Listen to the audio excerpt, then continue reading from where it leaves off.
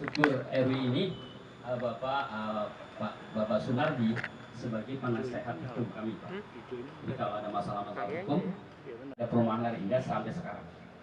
Saya kira dari kedudukan dari kami sebagai ketua RW 007 memegang amanah daripada warga.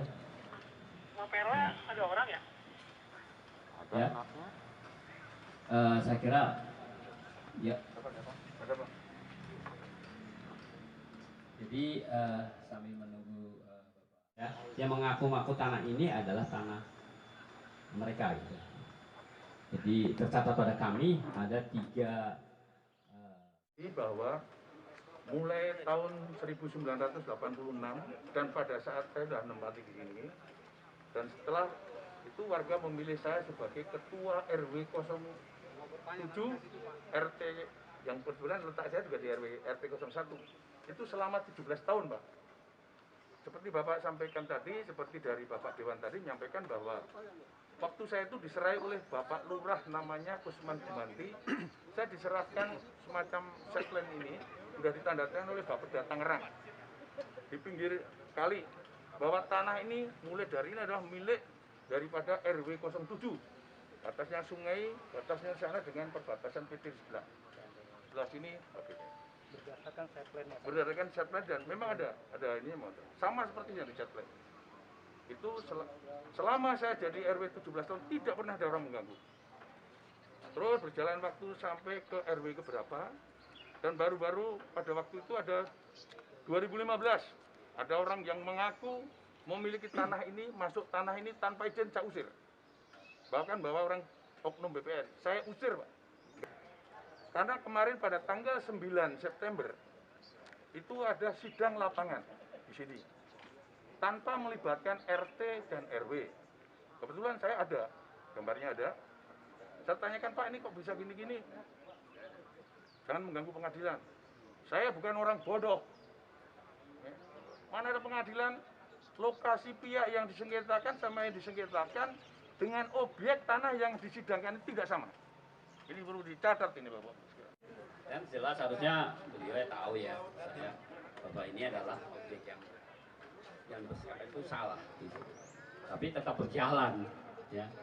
Ya, yang tadi kami sesalkan itu sidang di mana kita tidak diberi informasi sebelumnya kalau akan ada sidang 9 September itu. Jadi kita benar-benar merasa tidak dihargai, Pak. Kita dianggap dia melakukan sidang tanpa izin daripada pengurus RT setempat. Jadi tadi yang sesuai dengan arahan dari Bapak Dewan, ya, Pak Dewan Tangerang Selatan itu, bahwa kami nanti akan membuat ya Pak surat mengajukan Bapak tanah ini agar dijadikan sebagai aset daripada Pemda Tangsel, ya Pak ya. Jadi ya itu di Pemda Tangsel namanya Badan Pengelola Keuangan dan Aset Daerah. Karena saat ini tidak terdaftar, Pak. Nah, ternyata dari tadi arahan daripada Bapak anggota Dewan, kami jadi lebih jelas pasti. Jadi harus ditandatangani minimal sebanyak mungkin dari warga kami yang menyatakan bahwa lahan ini adalah fasus-fasum kita sejak tahun 1986. Jadi nanti kita akan menindaklanjuti terkait ini adalah aset, dan yang saya tahu kalau sudah aset, Pak, udah nggak bisa. Karena ini pengembang satu-satu kesatuan, aset itu tidak bisa dapat dipisahkan dari perumahan yang warga yang sudah berdiri di sini, dan jelas warga di sini sudah mempunyai sertifikat semuanya.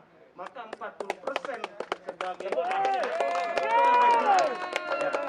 Jadi sudah jelas 40% itu adalah bagian dari perumahan lereng. Ini adalah salah satu aset yang di dalamnya. Jadi intinya ini harus diperbaharui data, karena data yang dimiliki warga sini adalah penyerahan asetnya tahun 87, sementara Tangerang Selatan berdiri tahun 2008, dan BPN-nya dulu pun masih zaman kabupaten 3 Raksa, saat ini baru punya jadi BPN di 2014 dan aktifikasi kantor BPN 2017. Maka ini harus direvisi oleh warga sini untuk melaksanakan perapian aset yang zaman dari kabupaten sudah ada. Saya rasa ini yang harus dipahami. Adapun permasalahan yang timbul dari data yang sudah dimiliki oleh para warga terkait sidang lokasi yang dari pengadilan pun menurut warga di sini adalah perbedaan lokasi dengan dasar surat yang berbeda RT RW-nya berdasarkan sini RT 7, sementara yang diajukan AJB dalam proses pengadilan RW yang berbeda berarti lahannya pun sudah berbeda. Jadi ini harus dipahami, kita bela kebenaran, kami sebagai warga ingin hukum itu ditegakkan seadil-adilnya.